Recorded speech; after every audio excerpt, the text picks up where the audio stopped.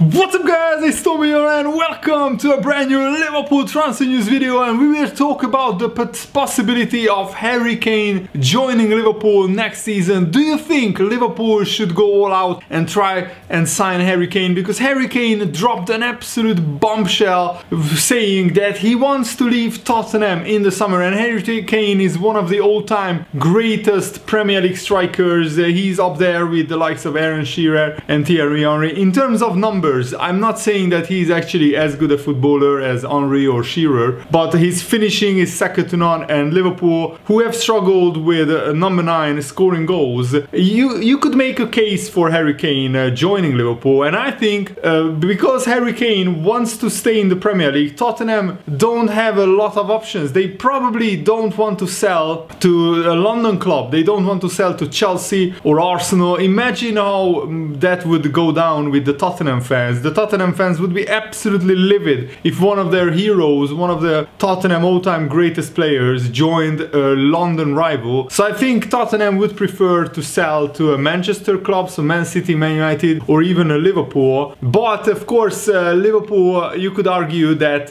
do we suit the style of play of Liverpool? Does it suit Harry Kane? Because Harry Kane is not a high-energy, high-pressing striker. He likes to get the ball at his feet, but his all-round game has developed massively this season, because now he is getting a lot of assists, not just goals. And I'm just I think that Harry Kane could do a job up front at Liverpool if we have the funds, because Harry Kane not only got 22 goals in the Premier League this season, he's the leading goal scorer alongside Mo Salah, and he won many golden boots already. But what is equally impressive is that Harry Kane has 13 assists. Yes, the majority of those assists came in the first half of the season, and I fully understand why Harry Kane wants to leave Tottenham, because Tottenham is going nowhere, and they are not looking likely to win a trophy anytime soon. They had a good chance this season to win a trophy, but they went out of the Europa League, they lost the League Cup final to Manchester City, and they probably won't finish in the top 4. It would take an absolute miracle for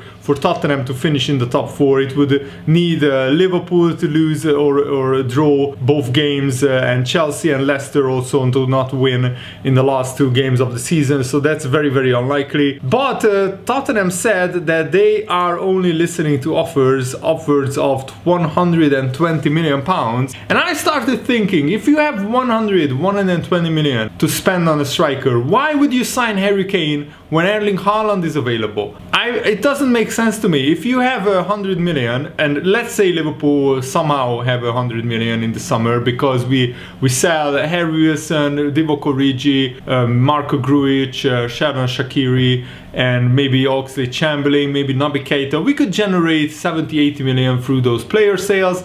Let's say we make the Champions League and we have 120 million to spend in the summer. Go out and sign Erling Haaland. He is just 21 years old. He has equally good numbers as Harry Kane, but he probably has a higher potential than Harry Kane. I'm convinced that Erling Haaland will go to the absolute very top of world football, and he will become one of the greatest players of all time, because he has this hunger and desire like very few people have to all the time score goals, and just pure winning mentality. That's what Erling Haaland has. And Harry Kane loves Tottenham. Probably he's stuck around Tottenham 1 or 2 seasons too long, because Harry Kane now is 28 years old. Many clubs will hesitate spending big money on a 28-year-old striker. He's not an old player, but probably if you sign Harry Kane for 120 million, he will have no resale value, because he stays at your club for like 4 years or 5 years, and by that time he will be 32, and I don't think he could command a similar transfer fee. On the other hand, if you sign Erling Haaland for 100 million, you could sell him in 5 years for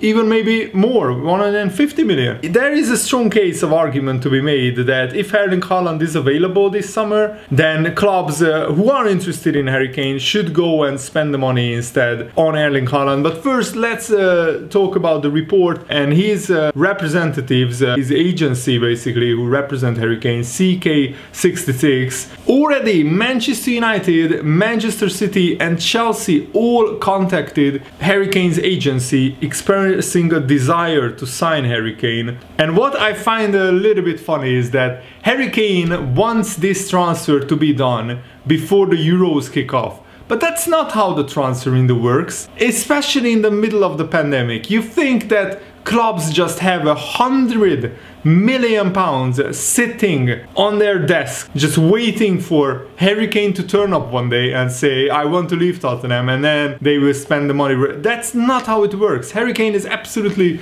delusional if he thinks that clubs have just 100 million sitting in the bank and just waiting to spend that, because especially in the pandemic, they probably need a strategy to come up with that money. They probably need to sell some players, especially in the case of Liverpool and maybe Manchester United, to come up with that money. Man City and Chelsea, they probably have the money sitting in the bank because they just have ultra mega rich owners who have almost unlimited amounts of money. But even Man City and Chelsea will think twice about signing Harry Kane, because yeah, let's put a scenario in front of you guys. Let's say you sign Harry Kane before the Euros, and then Erling Haaland in August says, I want to leave Dortmund. And now you are stuck with Harry Kane. He already signed for you. You already spent 120 million. Let's say you are Chelsea, you signed Erling Haaland, you signed Harry Kane, and then Erling Haaland becomes available, like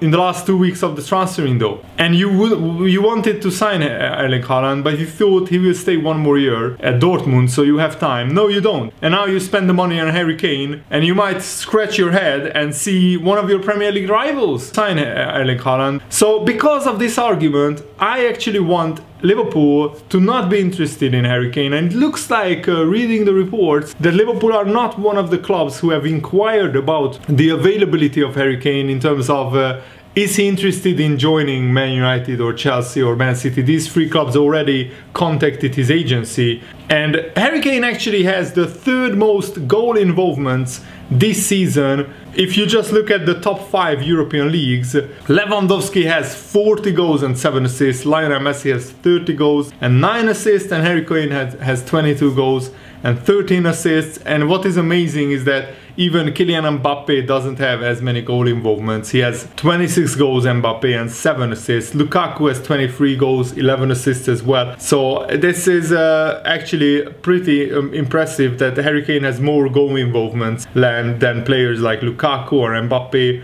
or even Mohamed Salah. And Harry Kane has made no secret in his recent interviews that he wants to compete for Europe's top team trophies, having found them, you know, basically unreachable at Tottenham. Tottenham are always the bridesmaid, they are never the bride, and they always are just Spursy in terms of they always miss out on trophies and titles because they just lack that pure winning mentality, and also probably they don't have enough world-class players to see them over the line. Yes, Harry Kane, Heung-min Son, they are good enough to win titles, but Tottenham's defense and some of their midfielders are probably not good enough to win titles, and that's why they have come up short many times. And I mean, even in this top 4 race, they lost to Leeds United 3-1 pretty convincingly, and they are not going to finish in the top 4. Again, Europa League football for Harry Kane, and he probably doesn't want to play Europa League football. He wants to compete for Champions League trophies, for Premier League titles, and at Tottenham they are not able to do that. Probably what they said to Harry Kane is, give us one more year. When Jose Mourinho came in, give us one more year and let's see if Jose Mourinho can win the Premier League title with Tottenham.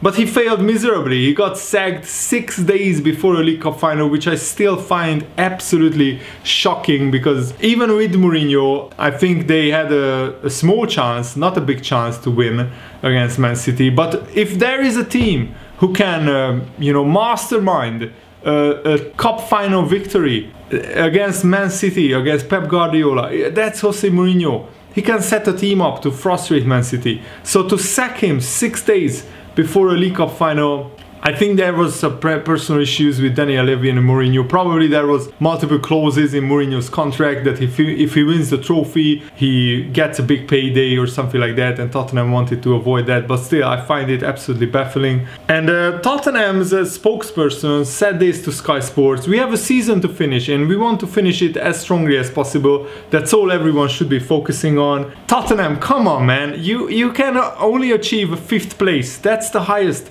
that you can probably finish. What does it matter to you if you finish 5th or 6th? They probably don't want to end up in the European Conference League, because if you finish 7th in the Premier League, that's where you will end up. And they probably don't want that, but still, it's an utter huge failure for Tottenham. Going out to Dinamo Zagreb, I think they went out to in the Europa League after being 2-0 up in the first leg. It's absolutely inexcusable, and that was one of the biggest failures of an English team in Europe that I've seen.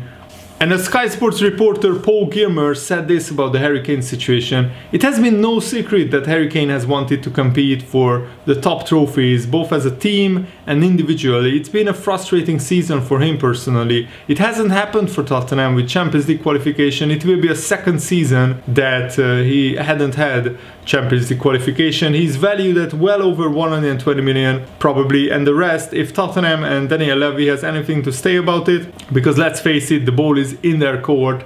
He has a contract until 2024, and they will certainly, if they do agree to this, they will want to get their money's worth for Harry Kane, of course. But we have been told Tottenham managed to persuade Kane to stay last summer when one English club came in for him, and they said to him they had Jose Mourinho for a full season, give it a go and let's see what happens. And clearly, as the season has gone on, it did not happen for Tottenham, and Mourinho has since left the club. Harry Kane has had a brilliant season under Mourinho personally, but as a team they are not going to qualify for the Champions League. The chances are very slim. The season hasn't gone to plan, and as the season developed, those feelings of wanting something else and wanting to move away have come to the forefront with Harry Kane. What is absolutely staggering and mind-blowing to me is that in 2018 Harry Kane signed a 6-year deal with Tottenham. 6-year deal with Tottenham. So he's still tied for 3 more years to Tottenham. So Tottenham is under no pressure to sell Harry Kane, except Harry Kane wants to leave. And Kane said after his contract was signed, yes, that was probably 3 years ago, "I'm looking forward to the future. It's fantastic to consistently get in the Champions League, so I'm really excited to have another go at that. And with the Premier League and FA Cup, we will look to go as far as we can." And yes, back then Tottenham were a Champions League club. Now they are a Europa League club. Confirmed that once again they will finish in the Europa League places, and 2 seasons in a row in the Europa League. That's very concerning for Harry Kane. And since August 2014, Harry Kane has 162 goals in the Premier League, 30 more than Sergio Aguero, and like almost 50 more than Jamie Vardy. And what is also incredible is that he has also a lot more goals than Mo Salah, but Mo Salah joined a little bit later, like 3 years later, I think. But now let's switch topics. I want to talk about Jurgen Klopp saying that it would be absolutely massive if Liverpool finished in the top 4, considering that we have like 10 injuries during most of the games. It will be one of the biggest achievements ever if we could finish in the top 4. I know how that sounds, but it's the truth. Everybody here sees it like that. If you are going to write a book about the season and you want to be depressed afterwards, you would probably write about this season. You read it and then think that happened and then that happened. Most of the things you would never get in public. It's just that we had a lot of things to deal with. But here we are, whatever happened this year, it gave us a chance to hold our destiny in our hands with 2 games to go. And I'm looking forward to the Burnley game so much tomorrow. But today Chelsea will play Leicester, and I'm not even sure what the best result would be for Liverpool. Probably a draw. And I think we can even still finish 3rd. I hope that Tottenham will beat Leicester on the final day of the season. But maybe Chelsea winning or drawing wouldn't be the worst result. I think Leicester winning would probably be the worst result for Liverpool. But we still have the destiny in our hands, and it could go down to goal difference. So it's vital to not just win against Burnley, but to hopefully keep a clean sheet, win by 2 or 3 goals would be absolutely massive. And Jurgen Klopp said, I'm looking forward to the game at Burnley. It's a different game, a different mindset, a different mood, but we know how tough it will be. For the first time in ages, there will be supporters in the stadium at Turf Moor. Sean Dyche, a proper competitive guy. The team lost against Leeds pretty clearly, so they will want to strike back, all these kind of things. It will be a tough one, but qualifying for the Champions League should be tough, so I have no problem with that. We just need to make sure we are ready. We need to bring all we need and all we have on the pitch again. And Liverpool need to take more of our chances. We missed so many good chances, not just against West Brom, but in almost all of the game. Salah scored a brilliant goal, but other than that, you know, our outfield players couldn't score. There are numerous chances. Mane had a great chance. Firmino hit the post. Wijnaldum, Thiago, they all could have scored. So let's hope that they can start finding the back of the net, starting with the Burnley game. So I'm really looking forward to that. Thanks for watching, guys. Hope you enjoyed this video. Have a nice day. See you later. Goodbye.